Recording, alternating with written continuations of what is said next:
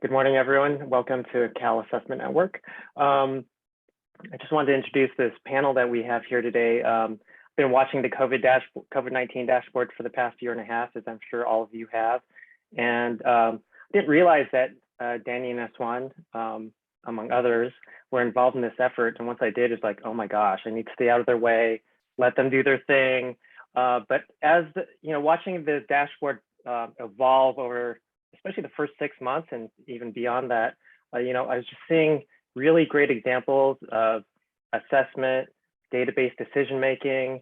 I was noticing sort of shifts in the metrics that were being presented on the dashboard. So just continuous improvement. It's obviously really great example of data visualization. And for those of us who care about such things, I'm sure they can share some horror stories and other things about sourcing data from different sources and data cleaning as well. So without further ado, I'd like to introduce the panel on COVID-19. Great. Thank you, Alfred, and thank you to the CAN group for inviting us this morning. We really appreciate this. I am going to start sharing screen.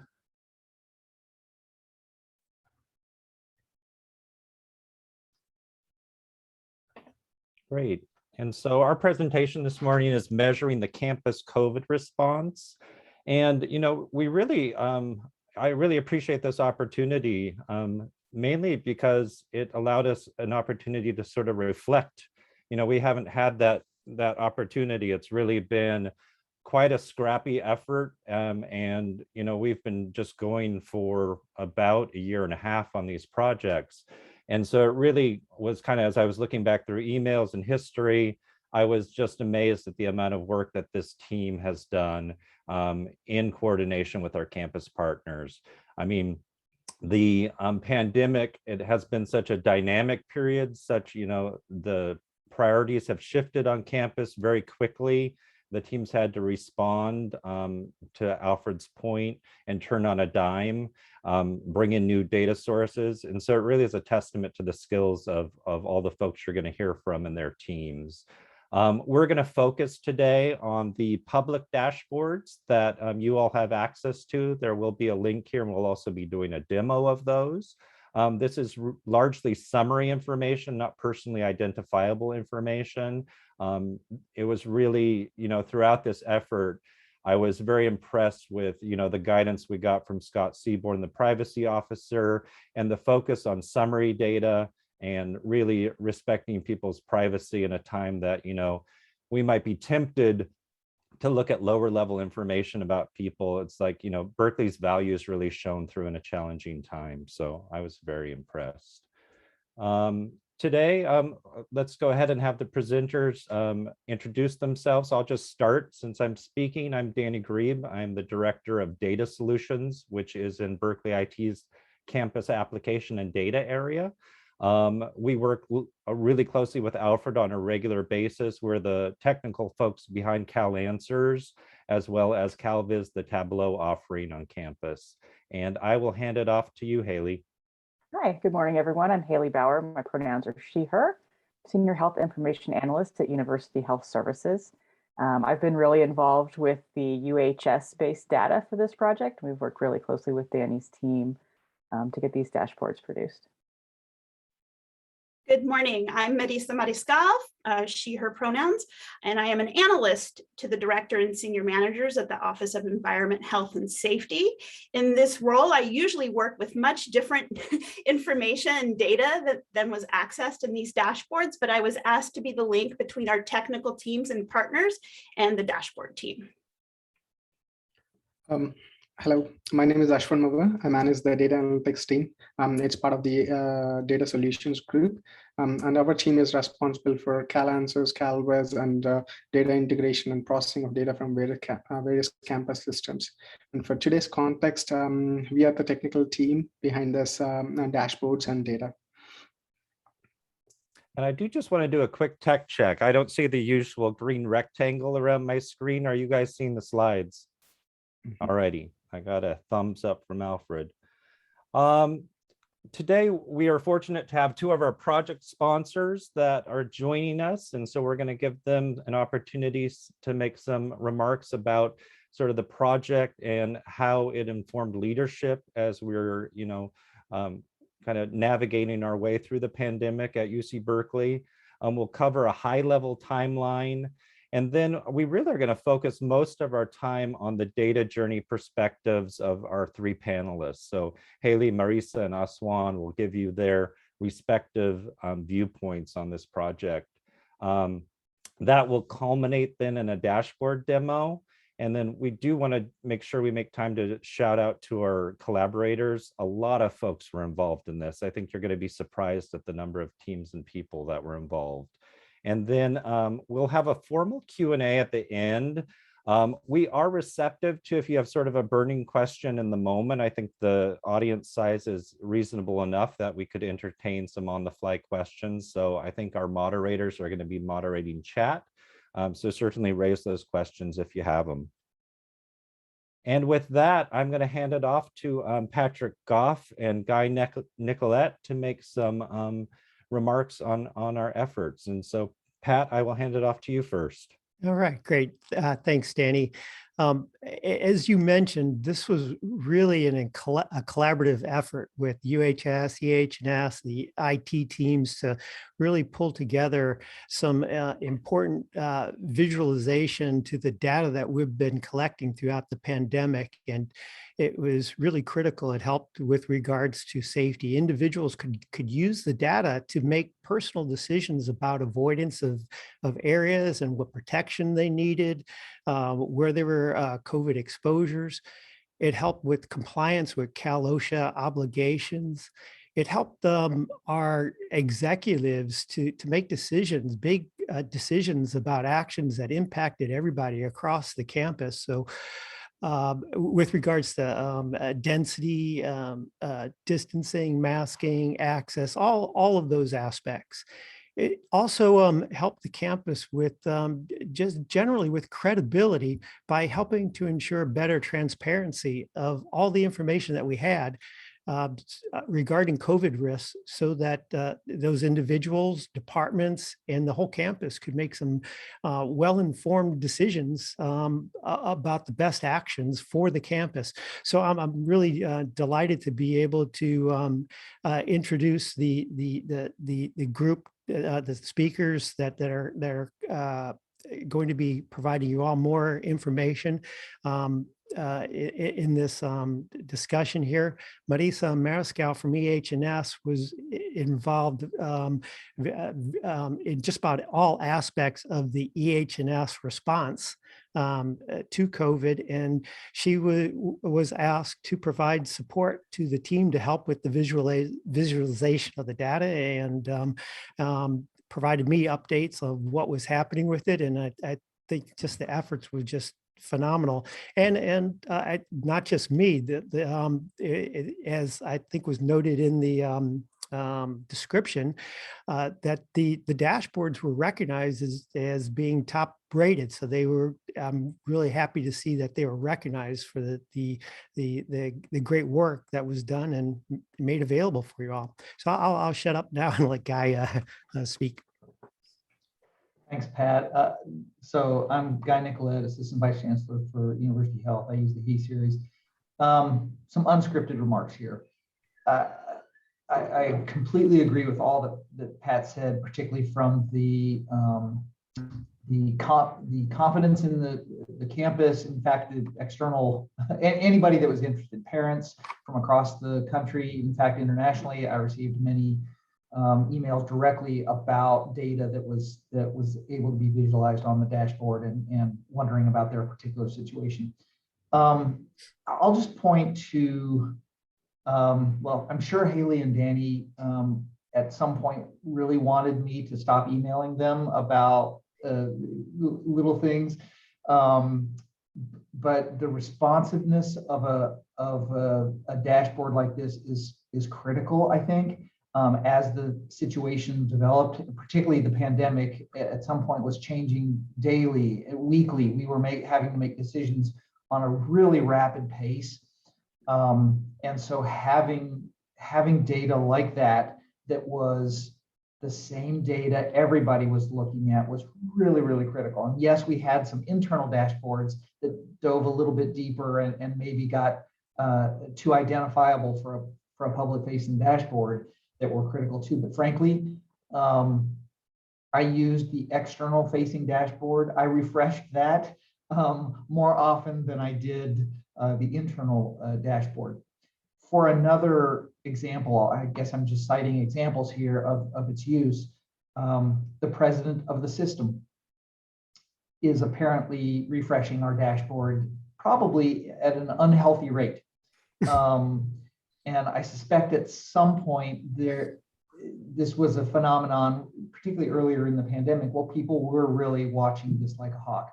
I won't speak to the health impacts of maybe over-focusing on this dashboard, but I guess the point is, if we hadn't have had that, people would have been wondering what's going on, asking what's going on, probably using way more administrative resources to answer these questions that are fully visible.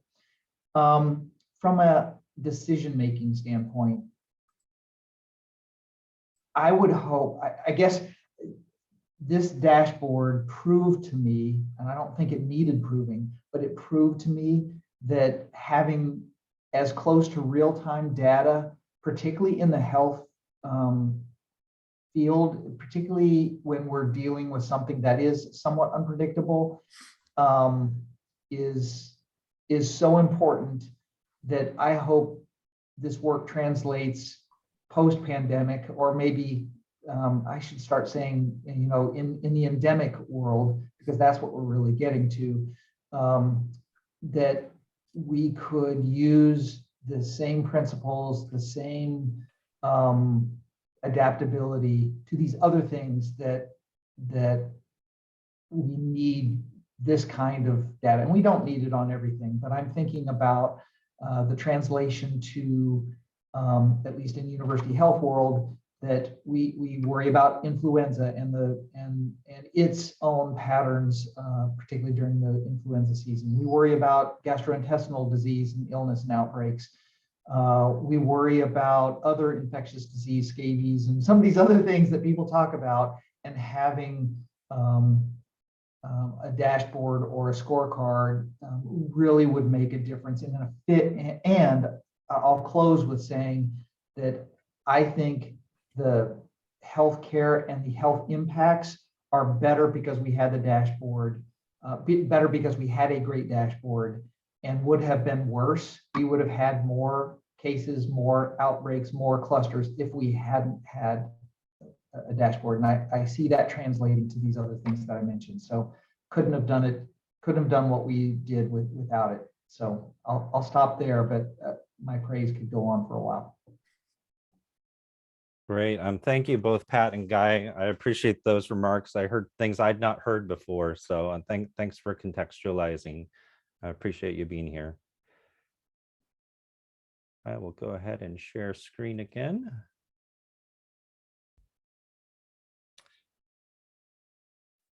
So we wanted to provide sort of a high-level timeline and give a little context of how our teams entered into this work.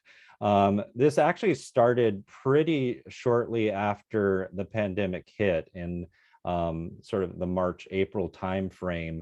And our first foray was actually a dashboard. We're not going to talk about it. It was the building access dashboard, which is an internal dashboard that was designed because early days in the pandemic, you probably remember there was what was called an essential or authorized personnel list of folks that could actually be on campus. It was intended to be a fairly discrete list, but there was, there were myths out there about how many people actually were coming to campus.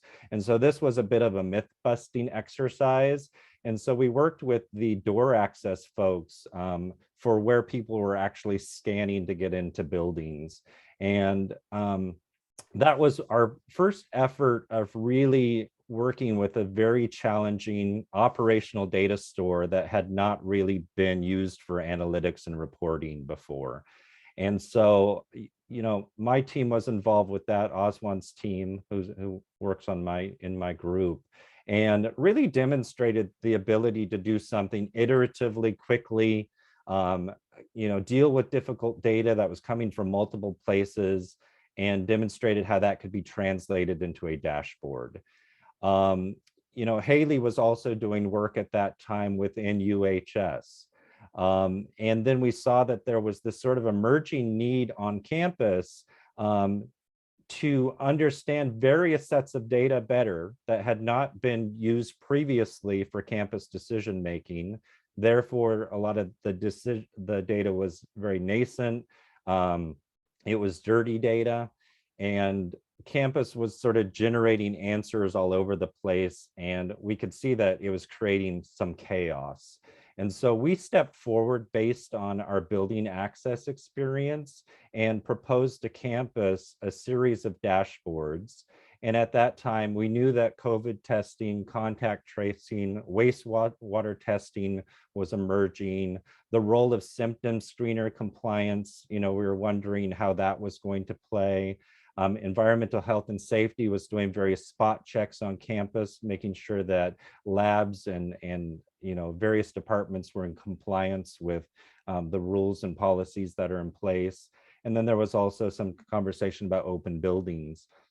And so we put forward this proposal. Leadership grabbed onto the idea and took a chance on us. So that was great. And we all converged and came together then in fall 2020, establishing the core team. And so that was our team working principally with UHS and then a variety of folks from EH&S.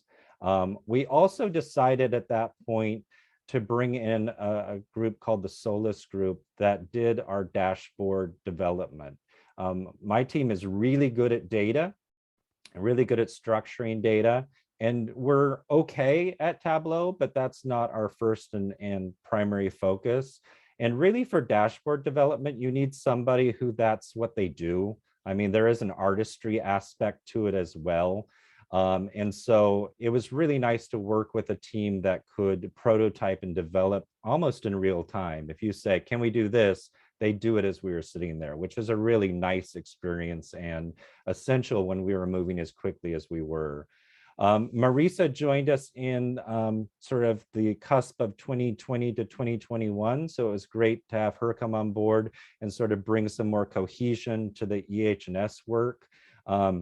Having trusted partners in both of these groups was really vital. And our effort would not have been successful without strong business analyst support from all of these areas. I mean, that's the connective tissue. If anything, it just, really hammered home for me the importance of that role on all of our projects, and having somebody who knows the work and the players is so important. And so our production release dates, and this is very iterative, as has been mentioned, we've revised these all along. There have been, different and drastically different versions of these dashboards over time. COVID testing and contact tracing, isolation and quarantine came out pretty quickly in fall 2020. In spring 2021, we revised the COVID testing and isolation and quarantine. Potential building exposure and wastewater also came out. And then in the sort of spring to summer, the immunization dashboard came out. And so we'll be showing those as we go. And let's see here. We will then focus on the data journey perspectives, and I will hand it off to Hayley to talk about University Health Services. Go ahead and advance to the next slide, Danny. So UHS's journey has been a little bit of a long one, it feels like at this point, but it does feel really good to reflect on kind of where we've been and all that we've done. So UHS actually collected its first COVID test in early April of 2020. And by kind of that late spring, early summer, it was really clear that the pandemic was going to be around for a while. And we really needed a way to share all of the data that we were collecting from these testing procedures with our campus community so that it can be more transparent and better leadership decision-making support.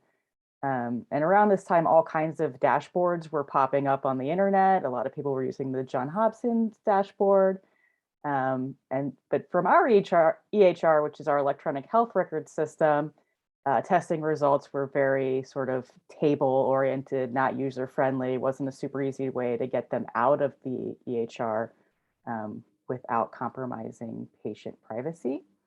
Next slide, Danny. Go to the next slide. Okay.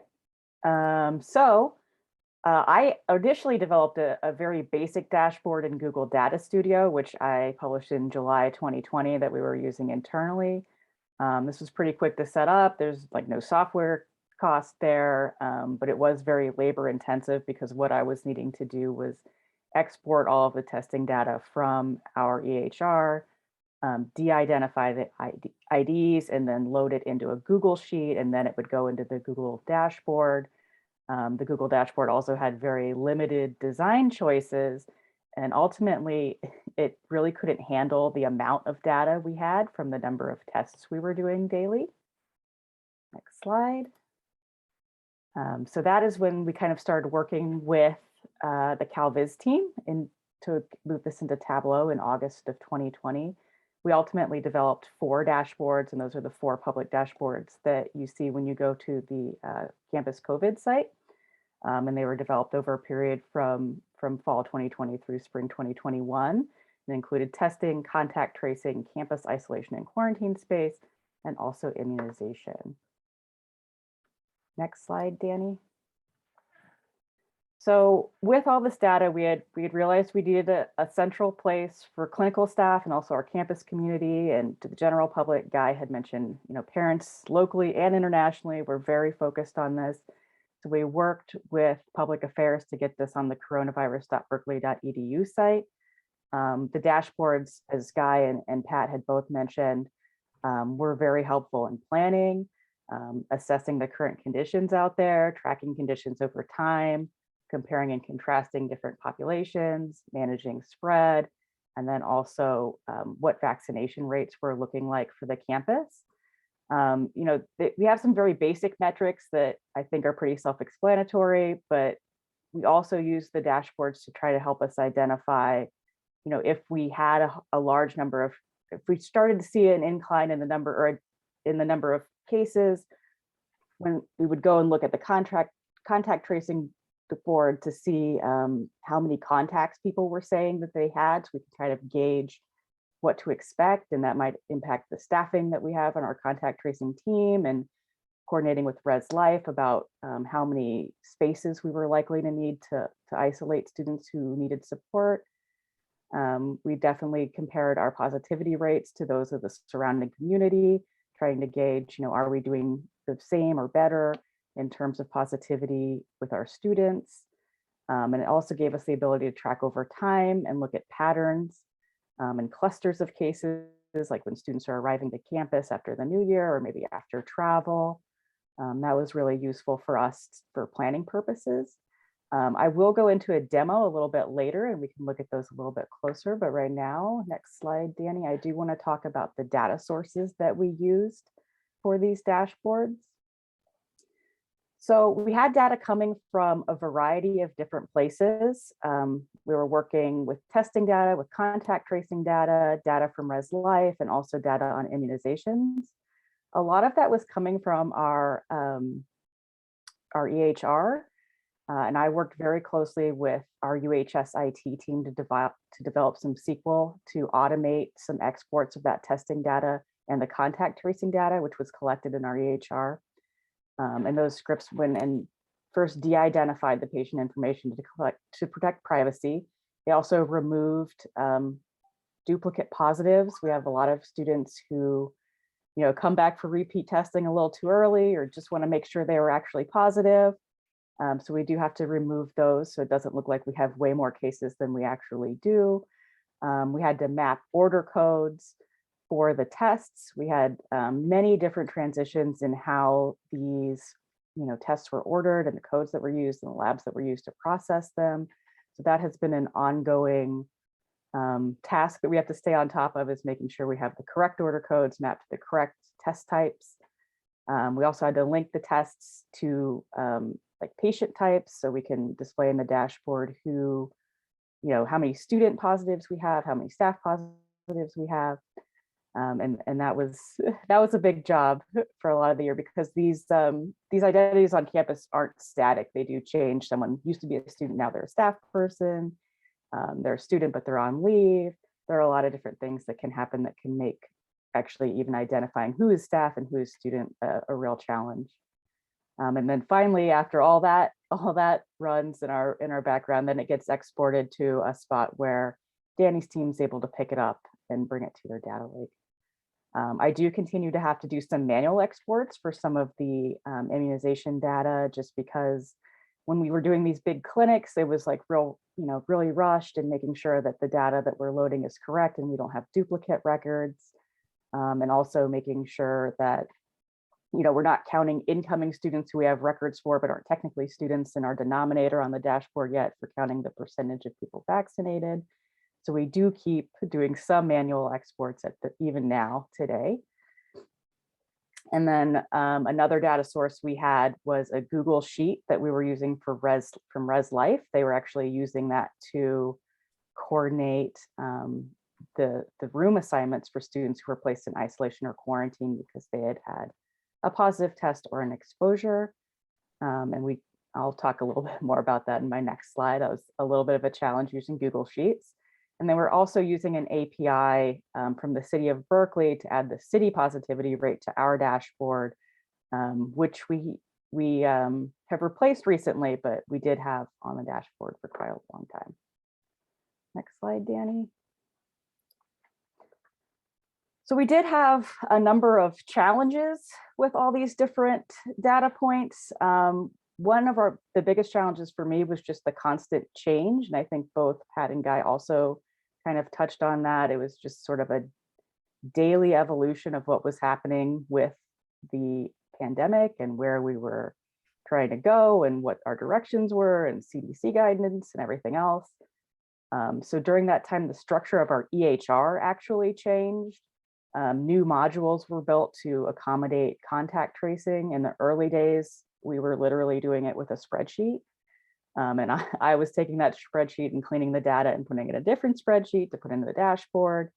But with the new modules in our EHR, we were able to develop some reports that we could export to get that data into the dashboard. We've also had a lot of different changes in clinical workflows, moving from clinicians ordering COVID tests to students being able to self-order their own COVID tests. And all of that had a pretty big impact on the data on the back end. The other thing is we have used several different labs to process the COVID test, just because we have had such a high volume, particularly around move-in times, that we would need to bring in an extra lab to support us. And that, resulted in a bunch of order code changes, and those order codes actually map to the surveillance, symptomatic, or exposure test types. I think today we have something like 35 different order codes for COVID tests that all have to be mapped to the correct test type. We also have some data that's kind of difficult to interpret. We were trying to be as flexible as possible with the isolation and quarantine space on campus. Berkeley is a campus that doesn't have a lot of private bedrooms with private bathrooms, which is really what you need in order to isolate someone who may have COVID or does have COVID. So we had to do a little bit of flexible work in terms of using the suites that we do have and configuring those and how those can be used. So the amount of space we had was very dependent on who was already using space. So that became a really tricky thing to report on in a clear way for the campus to help understand how many people. We ultimately decided to display how many people were in isolation, but trying to gauge the availability of space in a way that made sense for people who weren't, very familiar with, how Foothill is set up and how Stern is set up, where we had the isolation spaces, was difficult. Another big challenge that we had was using operational spreadsheets as a data source. In a lot of cases, we were moving really quick. We had a lot of different requirements for the people who were using these spreadsheets. We had a lot of different people using the spreadsheets, and they had a lot of different responsibilities. So like our contact tracing team is entering data, and they are entering data for us, but they're also entering data for the state. And sometimes those data requests from the state change, which kind of changes our whole workflow, changes the spreadsheets that they're using. Res Life had to revise their spreadsheets several times, and that doesn't work so well if a header changes or something like that. So we have to be really careful with these live spreadsheets that people are using to update this data daily that we're pulling from. And then we also ran into some problems with Google Sheet imports, just needing to reload multiple times to actually get the correct number for the day.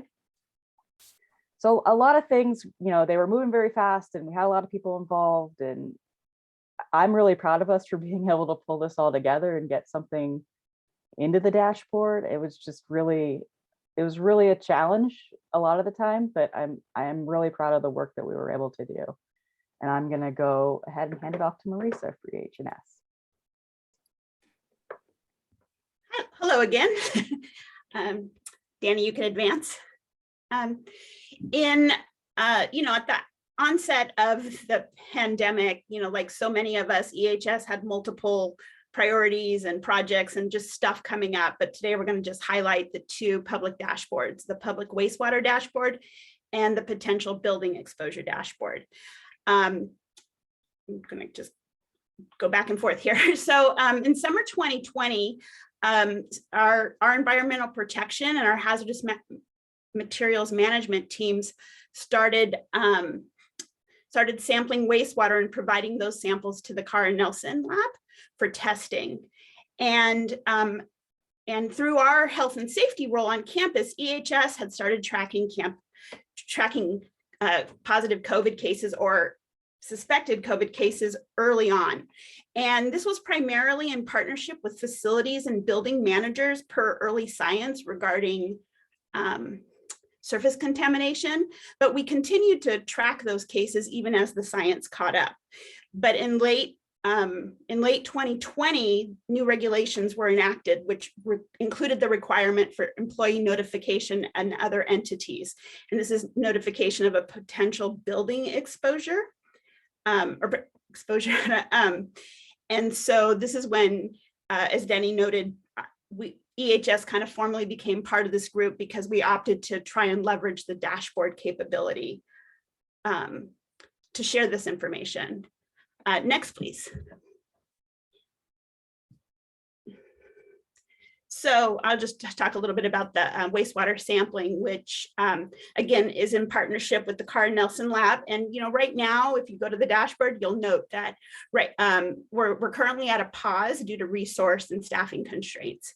And per discussion, we opted to keep this dashboard very high level. So we had some designated sites, and the dashboard reflected whether or not a sample had been taken that day, whether a sample had been taken and not detected SARS-CoV-2, and whether a sample was positive. And one thing of note, if you've gone through the different dashboards, is that we kind of created a color coding so that orange color on multiple dashboards indicates kind of COVID or SARS-CoV-2.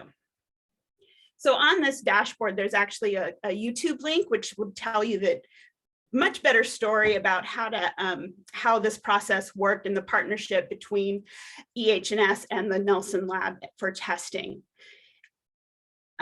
So just of note, the sites that we were testing, the UC sites, were based on the information availability as well as safety and access constraints. And I know that's more of a programmatic than data, but some UCs have been able to expand their wastewater sampling program much differently than Berkeley has, because our dorms and our student housing tend to be on public streets and public right-of-ways, and there are safety considerations for our staff going out. Next, please. So just high level, this is kind of how the data flows from the Nelson lab to the dashboard. And I've indicated here kind of in black and red lines, what is kind of an automated process and what is more of a manual process. So black is that kind of automated process. So once we had determined what level of detail we were going to share on the dashboard, you'll see that it's a fairly automated result. The results from the Nelson lab are fed into the data system, and Aswan will explain much better how that works. And then we did make a decision regarding some roll-up locations. So at UVA and at Clark Kerr, there are actually 2 to 3 sites that are sampled at were sampled at regular intervals, but they would reflect as a single location on the public dashboard. And there were a couple changes as the dashboard and as time would be developed. So there would, all of a sudden we would see a not positive, but the lab knew that there was a positive, so we would try and figure it out. And basically some of the testing parameters would change as the science and research developed. So that was kind of some of the changes that would just kind of happen midstream, and the agility of the data and analytics team under Aswan's oversight and Danny's assistance was really important to just kind of make sure we were putting up the most recent information that we could. And again, they would choose sites based on, they would increase the number of testing per the results. And then that second bar, I think we went too fast. That second workflow, which is noted in red, was actually the direct reporting from the Nelson lab to Campus Public Health Committee with full detail. So every site, every result, all the specific information. Okay, now next. So the dashboard I think most people are familiar with is the potential building exposure dashboard. And the dashboard was published in response to the safety regulations. And while the notifications of a potential worksite exposure is required, this map view is not. And as I noted at the start, EH&S had started tracking cases early in the pandemic, and then regulations were enacted at the end of 2020. I know it's crazy because we're at the end of 2021. And on this dashboard, the default 14 and 30 days are actually purposeful. They actually are used to comply with review of cases that may require additional interventions, i.e. additional testing of employees who are in that space. Next, please. And this slide shows the data, how the data movements into the building exposure dashboard. And as you'll notice, there's only one black line here. Everything else is in red. And I really want to credit 2 of my colleagues who I think are on the call, Sam and Patrick, for really managing this data. So the upper workflow shows how we get locations posted to the dashboard. So the dashboard is in partnership with UHS contact tracers. They forward EHS a file. From that, EHS assigns a independent case ID. That case ID has to do with one single person, but it's completely independent from UHS medical data, right? This is the item we've touched on a little bit in that, that privacy concern and ensuring that. From that manual case, there's a review of the data set from UHS where we identify all the locations that the contact tracers have been able to get from that case. And then we move that data into another spreadsheet which aligns with building data. And as you know, UC Berkeley is an older campus, older infrastructure. So frequently we don't even have some building shapes for some buildings. So there's always a manual process of managing that data, reflecting each location, reflecting that location to the best of our ability. There's also been decisions from public health and from campus leadership, again, towards the privacy concerns, where some locations aren't identified, but they're singled, but they're consolidated into a space on the public dashboard. But UHS and EHS has all of that data to be able to do their full review and investigation. And finally, when it's loaded into that final location. That is an automatic feed into the database.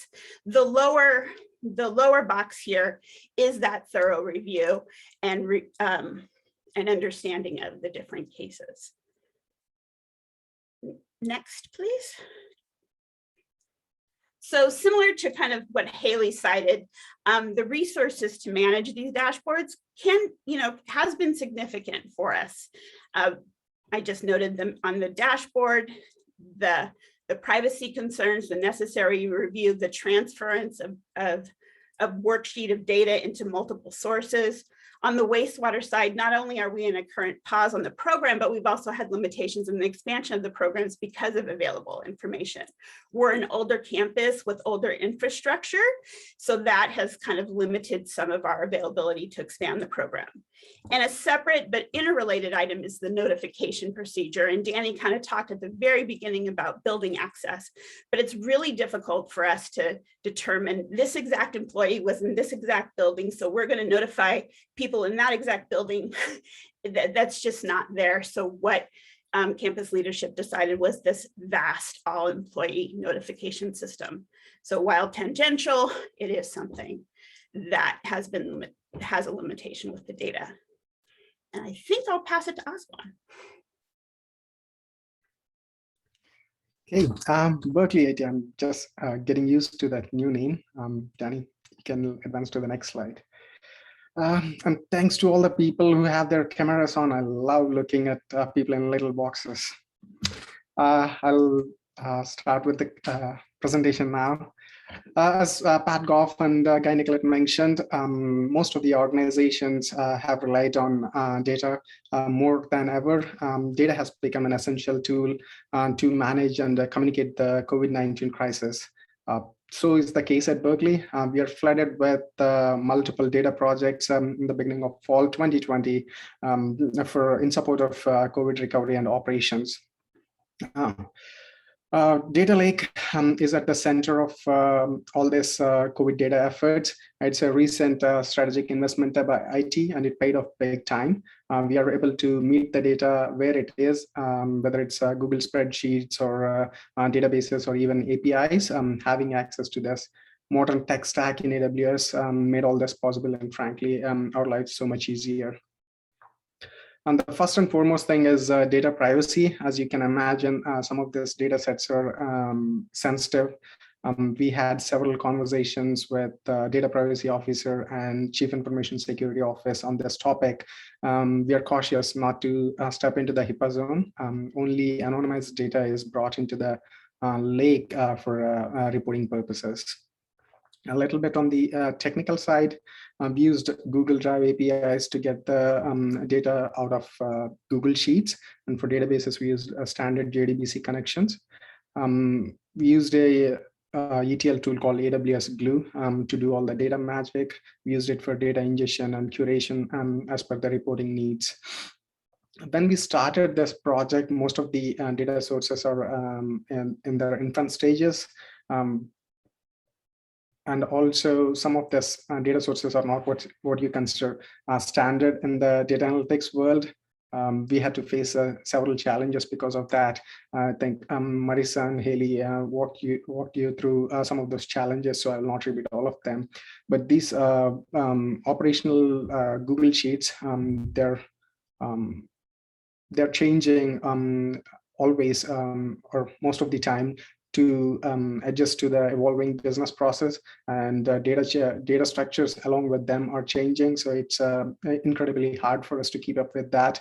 We had to be extremely flexible and plan for that uncertainty and change way in advance. And sometimes we even had to rewrite most of the code. Danny, on to next slide. Now on to the analytics piece. If I ask how many of you used the Johns Hopkins dashboards to track the pandemic in the beginning, I'm sure most of you will say yes. And in a similar way, I'm sure most of us has a go to Viz or Vizes in one or the other website to track all things COVID. Data became the language of communication through this dashboards and visualizations. They're everywhere. They became the primary communication tools. So is the case at Berkeley. Here, to build those visualizations and tell our story, we used Tableau. Tableau is a great tool for building visualizations, and it's good for quick prototyping, going through, getting feedback, and going through multiple iterations. As Hayley and Marisa mentioned, we had to go through several iterations to get this things right and finalize the design. And Tableau also comes with a ability to expose data or embed data in public web page, which is very handy for us in this case to display our dashboards on Berkeley's coronavirus website. Now on to visualizations on the context. In the last 1 to 1.5 years, we have seen several visualizations that are extremely compelling and artistic. And if you're honest, we have also seen some visualizations where we made face and said, like, what are they trying to tell us? So inherently, data is beautiful, but it's incredibly challenging to bring out that beauty and tell the context and the story. In our case, we have been working with the student HR and finance data for a while, and we have experts who knows how to tell those stories. But for COVID, we don't have that expertise. Business processes are constantly changing, evolving, and most things are figured out on the fly. And I think that's where our functional partners, Marisa, Hayley, their respective teams, along with our Tableau development partner, Ron, from this Solace group, did an excellent job managing those evolving business process and synthesizing the data and created a compelling visualizations, which you'll see in a minute or two, and helped our leadership make timely decisions using those visualizations.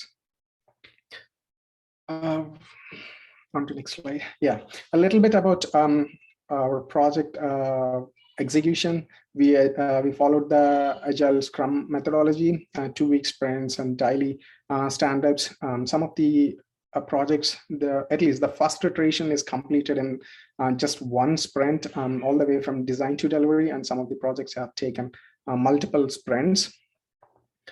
This is where there are a lot of things that we are working on in parallel.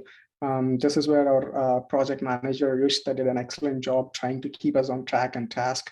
The next 2 topics, cross-functional collaboration, I think it's one of my favorite things to talk about. There are a lot of teams involved, and we got a chance or opportunity to work with many teams that we have not worked with before.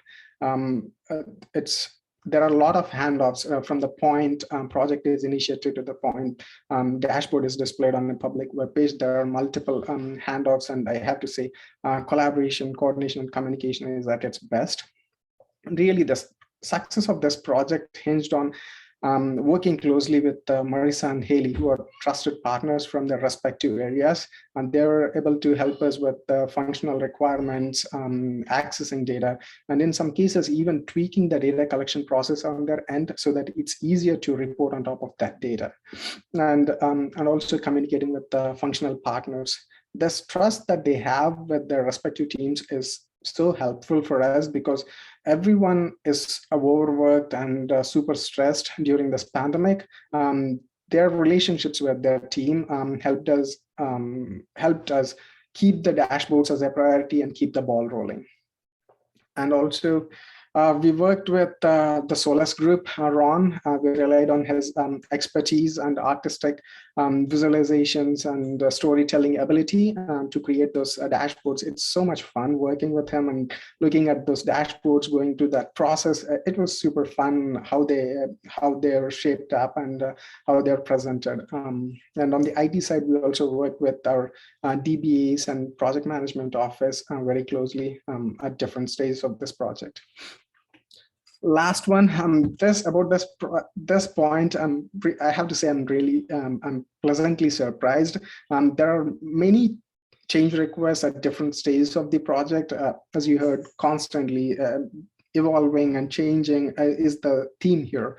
Some of the change requests are more like revamp requests where we need to start from the scratch, but everywhere people are considerate and patient with each other. I was pleasantly surprised by that, and also impressed. Most people took deep breaths, and they just understood the situation, and they were considerate and they were patient with each other. Danny, next slide, please. Yeah, I saved the good stuff for the last. For those technical folks, technical architecture on the left-hand side, you can see the sources ranging from Google Sheets to databases and APIs. We used a serverless tool called Glue to extract the data and then process it and store it in S3 buckets, which is our data lake. And from there, the data is queried through a query engine called AWS Athena. And from there, the data is presented in Tableau and eventually on coronavirus website. I think that's all from my side. Thank you. I'll pass it on to Danny now. And this will be a handoff here for some actual dashboard demos and use cases for you. So I will stop share, and Hayley, you can pick it up. Okay.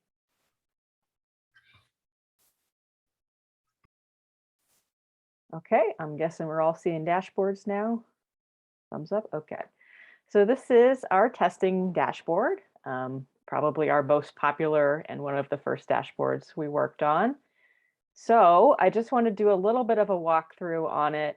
You know, obviously we have the number of tests and the number of individuals we've tested, in our daily cases and our total cases. These filters are something that I have really used a lot, just to kind of see how we're doing. Like, let's look at, you know, maybe the start of instruction through today. That's what we're looking at. And then another really useful piece that we have here is the test types. So this has been really useful in helping us gauge, you know, in terms of surveillance tests, how many people are coming in and testing positive for COVID, but didn't know that they were exposed or didn't have symptoms. So you can see 129 of those cases, which is representative of 0.1% of all the people who came through for tests at our surveillance sites, which are for people who are currently asymptomatic, came back with a positive test. If we switch that to symptoms and exposure and let it churn through it, we see that that positivity rate is much higher. It's 2.4%. And that's been something valuable that we've really looked at on a consistent basis. Another thing that we've really used a lot is this average processing time for our tests. That has really helped us, you know, gauge how quickly we're going to be able to respond, and if we do need additional support in processing lab orders. And then a new thing that we've just added this week, we have our campus-wide positivity rate, and then we also have a positivity rate for students off campus and students on campus. So those would be students living in our residence halls, and you can see this week it's quite low, to make sure if we do get an outbreak in the dorms that we're able to respond to that and control it, since those are, you know, a situation where people are sharing bathrooms and living in pretty close quarters. We always want to make sure that we're monitoring, you know, what our positivity rate is in those residence halls.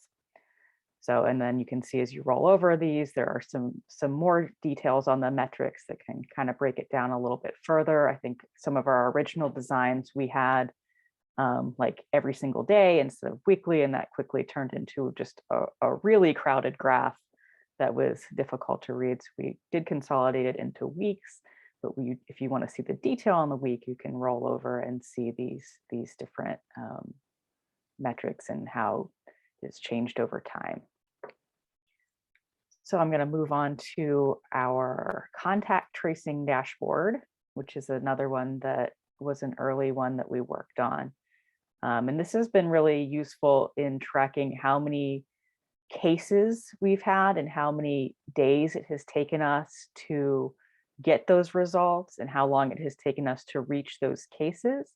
So we have a team at UHS that has been really dedicated to, as soon as the cases come in, they begin calling the student or secure messaging the student to get in touch with them, to give them their isolation or quarantine instructions, and to get the names of close contacts that they have, to make sure that we are controlling the spread the best that we can. So one kind of interesting metric here is the close contacts per case. So, right now we're at, between 4 and 5 close contacts named per case. But if we look back at maybe, last winter, we'll see that that number is quite a bit smaller. So we're down to 2.9 last winter, and then at the very beginning of the pandemic, or let's go even further. I think our data goes back to August. So in August 2020, in that summer region where we, had a little bit of an outbreak on campus at that time, we're still at 2.7. But over time, as restrictions have lifted, the number of contacts have gone up. And so when we do get a case, we can expect that there's going to be more work involved with tracing all the contacts and possibly needing additional quarantine space if the contacts have not been vaccinated. So that's something that has been really important and useful for us. The other metric is how many of the contacts were we able to reach within 24 hours is really our benchmark for how long it takes for us to reach a contact once we know they exist.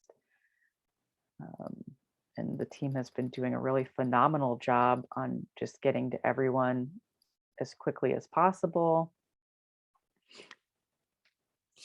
Of course, there's always a couple people that are hard to get on the phone, but almost 100% of the time we're getting to them within 24 hours, and that's a really important metric for us. And then I think one of the issues we had with this dashboard, sort of when we had that surge last winter before there were vaccinations, there is a lot of manual work for our contact tracing team in documenting all of this. So we did end up with some delays at some points because the priority was really contacting people over updating data for this dashboard, but we were able to get caught up pretty quickly within a few days and get this back up to where it needed to be. So, and then there's kind of less to see on our isolation and quarantine dashboard, but this is how many students today we have that are isolated in our campus isolation spaces because they are positive cases.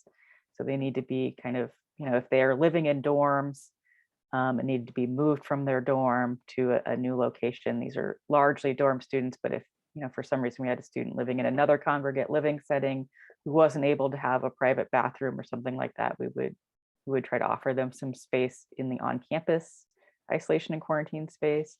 We haven't had nearly as many students put in quarantine since vaccines came out, which was just really great for everyone. But this is where we kind of track how many people we have that were, in the campus spaces. And then the last dashboard I've worked on, and we're still updating this one, is the fully vaccinated and the UHS administered vaccines. So these were, we worked with planning and analysis to get some early, estimates of how many people were going to be on campus for fall. And then we started, counting towards that number with students that we anticipated being on campus in the fall through the summer. And then when, fall finally rolled around, we were able to make that a little cleaner with people who were enrolled in classes and on campus. And this number has been, this denominator is a little bit tricky because of course people are hired and leave campus every day.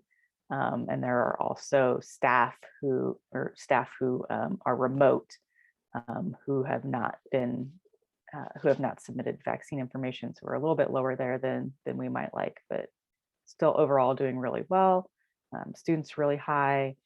And then early when we started doing vaccine clinics way back in January, we were counting how many first and second doses we gave down here.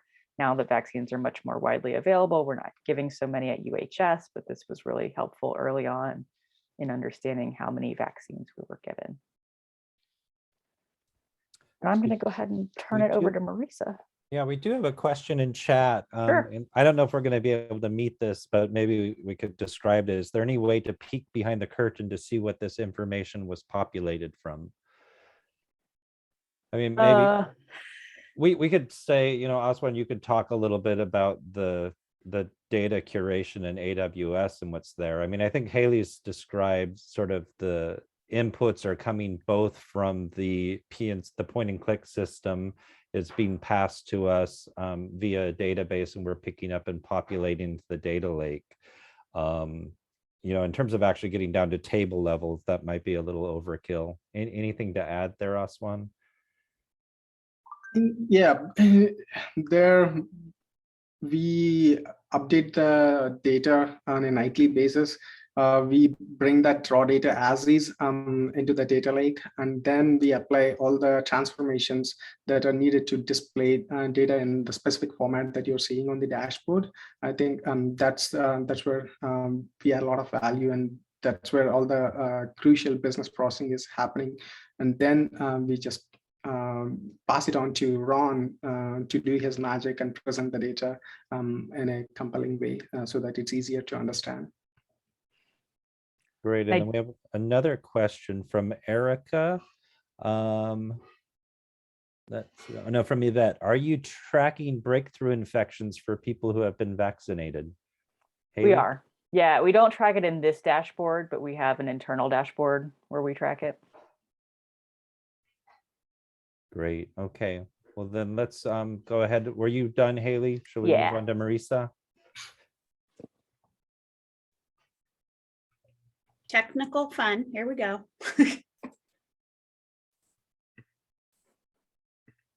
So I'm hoping you see the wastewater dashboard.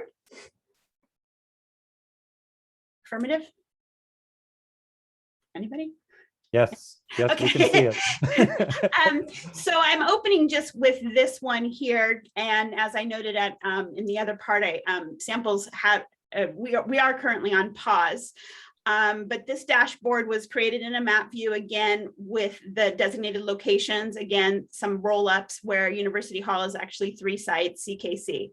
And this dashboard was done, and it has, you can go back to a year ago, so you can kind of see, almost exactly a year ago, you can kind of see other sites as well that were sampled on the outset. And one of the features is, you could see kind of the testing schedule. Gray means no sample, white means a sample and no positive, and then orange means that the virus was detected in the wastewater. Again, if you're interested in more about this project in general, there's a fabulous little YouTube video that I should know exactly who produced it, but somebody from Central Campus produced it for us. And then some just additional information here regarding how, what this program looked like. So that's just the wastewater. I know, very brief, but that's kind of the features here for it. Map view.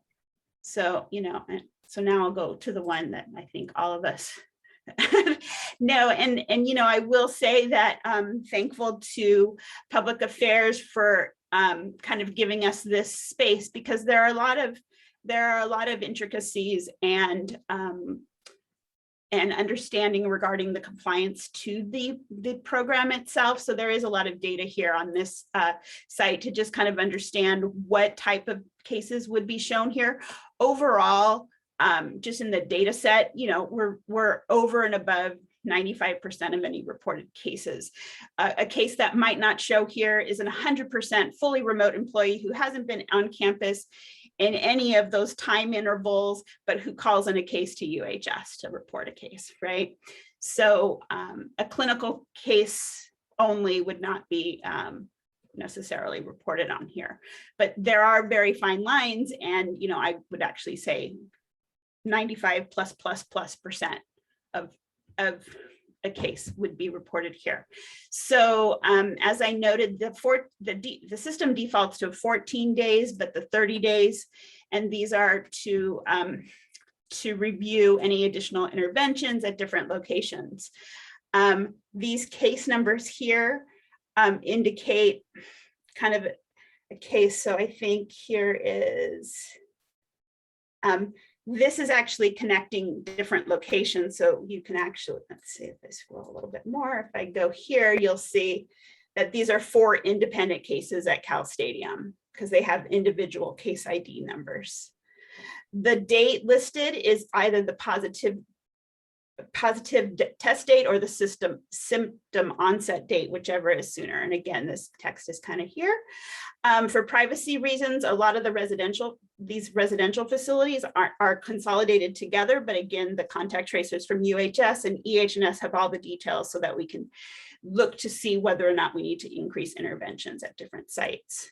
The system was scaled with Ron's help to default obviously to the main campus, but we did do a default to an all campus because there is a crew row house over at the estuary in Oakland many months ago. And so we needed a way to represent that. We have Richmond Field Station, main campus, kind of the Hill campus, and UVA.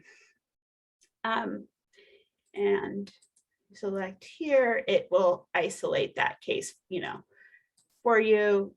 Here, no current, and Cal. So here are the cases at stadium.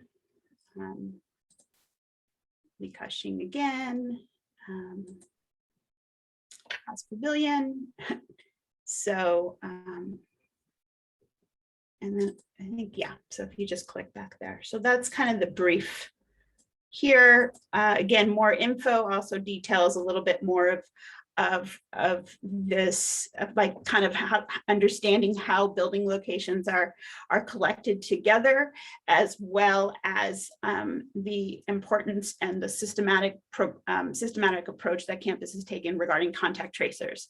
So I mentioned earlier regarding the notification and how it kind of has to go all employees, but there is a system of contact tracing to identify locations and potentially exposed other employees to be able to comply with the full bandwidth of not only the regulation, but also ensuring campus safety. So that's kind of my end. Great, thanks for sharing that, Marisa. Just a couple of things to point out there too. Privacy was a consideration in that dashboard. As we're looking at University Village, for example. If you were actually to show which building it was, you'd be able to narrow it down to a set of families. And so we actually did some aggregation in that dashboard. I think we're also, we're having fun with the ability to use maps. I think it's very compelling especially on campus, to show whatever. And so I know Carolyn Knight, the facilities IT director, is looking at what she can do with Tableau and maps more generally across campus. So exciting stuff. I will share screen one more time. And we are coming to the end here. I did mention, and we did mention along the way, the number of folks we worked with. And I put this in alpha, so this is not by any means an order of importance. And my last bullet point, I'm sorry if I missed anyone. This is always a dangerous game, thanking folks, but I think it's important to do. So, our team, data and analytics, thanks to Aswan and his group, the DBAs were essential in data movement from UHS to our data lake. Environmental health and safety, who you've heard from a lot today, and all of their teams. Facilities services, they provided a lot of the mapping information for us and data that didn't exist before. The Nelson Lab for the wastewater, Office of Planning and Analysis helped us out with census population numbers. People and culture we work closely with, public affairs we work closely with. At the leadership level, the Public Health Committee and Recovery Ops Committee were vital in making this a priority, where it was clear that this was a priority to work on, and were good partners with us, very responsive. It was a great working relationship. Student Affairs Res Life for their work on isolation and quarantine. The Solus Group, the Technology Project Management Office, who staffed us and kept us on task for our sprints and hitting our deadlines. UC Police Department, University Health Services, and maybe an extra shout out for UHS IT, who, you know, I don't think they've slept in a year and a half, to be honest. I mean, they are amazing to work with, and the fact that they were able to eke out time for us. And so if I missed anyone, again, I apologize, and we will move on to a more formal Q&A. I'm going to stop sharing. And our contact information is in the slide deck. We'll share that after.